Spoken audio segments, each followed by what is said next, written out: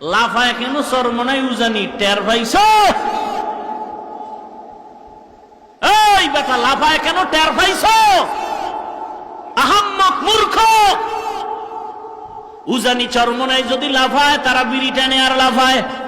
কথা ক, তারা বিড়ি টানে আর লাফায়, গাঞ্জার বোতল নিয়ে লাফায়, মদ পান করে লাফায়, বেপরদা নারীদের নিয়ে লাফায়। না না, ওই বান্দা কখন লাফায়? যখন তার সামনে কোরআনের বয়ান, জান্নাত ও জাহান্নামের বয়ান, তখন বান্দা নিজের কন্ট্রোল করতে পারে না। জাহান্নামের আযাবের ধ্যান যখন ভিতরে ঢুকিয়া যায়, তখন বান্দার শরীরের মধ্যে জালজালা শুরু হয়ে যায়। বুঝো না তোর কপাল খারাপ। এখানে একটা পুলিশে একটারে দইরা এমন ভিড়া ফিরতেছে, এক ফোঁটা কান্না নাই, চোখে বানি নাই। বক্তা আল্লাহর ওলি বয়ান করে, 300 হাত দূরে বৈশা জীবনে নামাজ পড়ে না এমন যুবক চিল্লায় চিল্লায় কান্না করে আছে না না?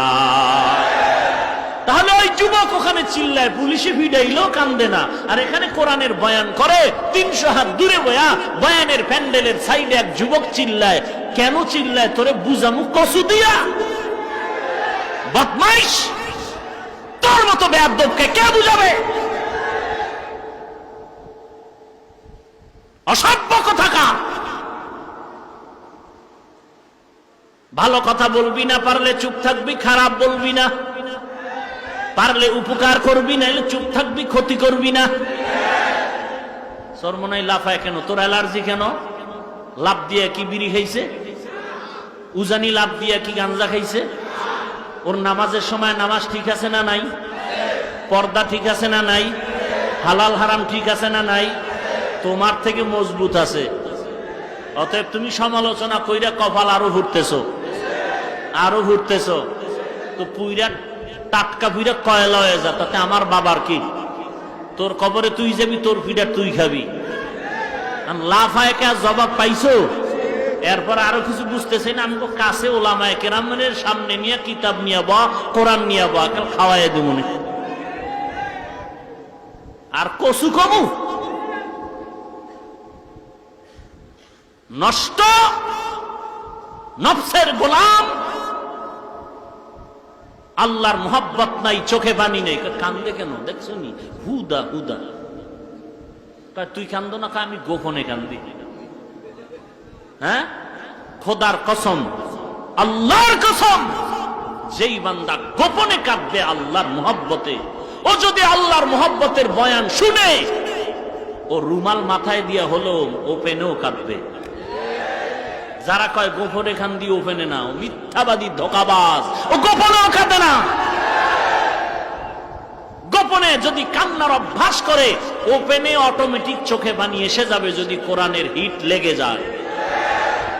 মাস্তানি করো, পাবলিকের বোকা পাইছো না? আর গজবের মোবাইল আছে, ফেসবুকে মাইরা দিতেছো, তাতে চরমনাইরও কিছু হবে না, দেওবন্দিরও কিছু হবে না। তোর আব্বা আম্মারে জিগা আর ডাক্তারের কাছে পরীক্ষা কর, গজব লাগলে তোর লাগতেছে, তোর ক্ষতি হচ্ছে আর কারো ক্ষতি হচ্ছে না, কারো ক্ষতি হচ্ছে না। এর দলিল কোরআন হাদিসে আছে না নাই? পাগল ছাগল মনে করছো না? আমরা কথা বলি না, কারণ জীবনে বেদবি শিখি নাই, জীবনেও বুঝো না। 6 বছর থেকে একটা রোজাও ভাঙি নাই, আলহামদুলিল্লাহ। বাপটাও এরকম একটা টাটকা বাপ, তো দস্তারখান না থাকলে প্লেট নিয়ে যাইতো, ভাত দিত না। বেদবি শিখি নাই, নাহলে তোর মতো বেদব রে কথা দিয়ে সাইজ করে তুই এমনি ল্যাংটা হয়ে যাবি। তোর মুখ আছে, আমার মুখ নাই, বলি না বেদবি হবে। আমাকে গালাগালি হিংসা দরকার নাই। তুই আমার পাঁচকুল্লি দেখে তোর ফোরায়, পাতলা টুপিটা মাথায় রাখি, ইতি মাথা গরম, এইটাও সইতে আর না। তোর 1.5 কেজির উপায় কি? ফালতু। তোর সবুজ টুপি, কালো টুপি, লম্বা টুপি, গোল টুপি, কোনোদিন তো হিংসা করি নাই, গালি দেই না। ওরে কপাল আমার এত খারাপ যে সালাম দেও না, দিলেও নেয় না। গজব কি কয়, পাস করলি কেন? ধিক্কার তোর কপালের উপরে। রসুলের একটা আদর্শের টুপি সুন্নত, এইটা নিয়ে সালাম পর্যন্ত দেয় না, দিলেও নেয় না, শুধু এই টুপির কারণে।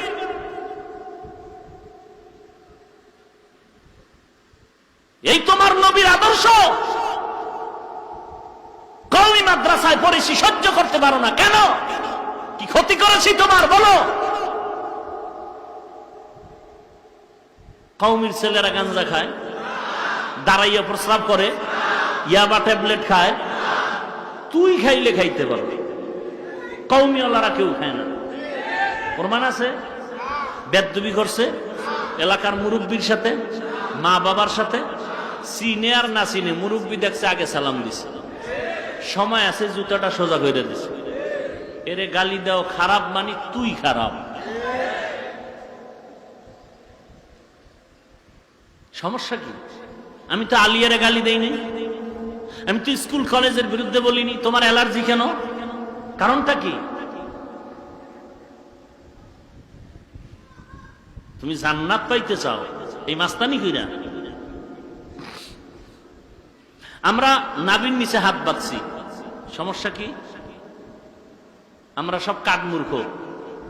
হ্যাঁ, 40 বছর যারা নামাজ পড়ছে বাংলাদেশের ইতিহাসে, এরা কেউ বুখারী বুঝে না, হাদিস বুঝে না। তুমি বাংলা বইরা, কুয়েত, কাতার, ওমান বইরা খুব পণ্ডিত হয়ে গেছো, ইমাম টিমামে পছন্দ হয় না, এ সব মুশরিক হয়ে গেছে, মুশরিক হয়ে গেছে।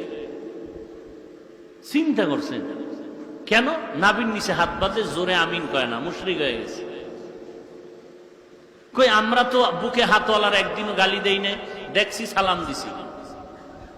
জোরে আমিনওয়ালারা তো গালি দেই না, দেখা হয়েছে সালাম দিছি। 8 রাকাত তারাবিওয়ালার তো কোনোদিন আমরা বাঁকা নজরেও তাকাই না, দেখা হয়েছে সালাম দিছি। তুমি আমাকে 20 রাকাতওয়ালারে গালি দাও কেন? বাঁকা নজরে দেখো কেন?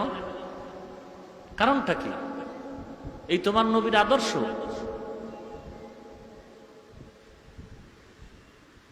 আমরা আবু হানিফার মাযহাব মতে চলার কারণে রসুলের বিরুদ্ধে চলি, রসুলকে ছোট মনে করি, নাউযুবিল্লাহি মিন যালিক। তো তুমি আমাকে খারাপ ভাবো কেন? আমরা তো পিসাবরে অতদূর পর্যন্ত পীর মনে মহব্বত করি যতক্ষণ পর্যন্ত সে রসুলের আদর্শ মতো চলে। রসুলের আদর্শ মতো চলবে না, ও পীর মানি না। কথা ক্লিয়ার? তো ঝামেলাটা কি?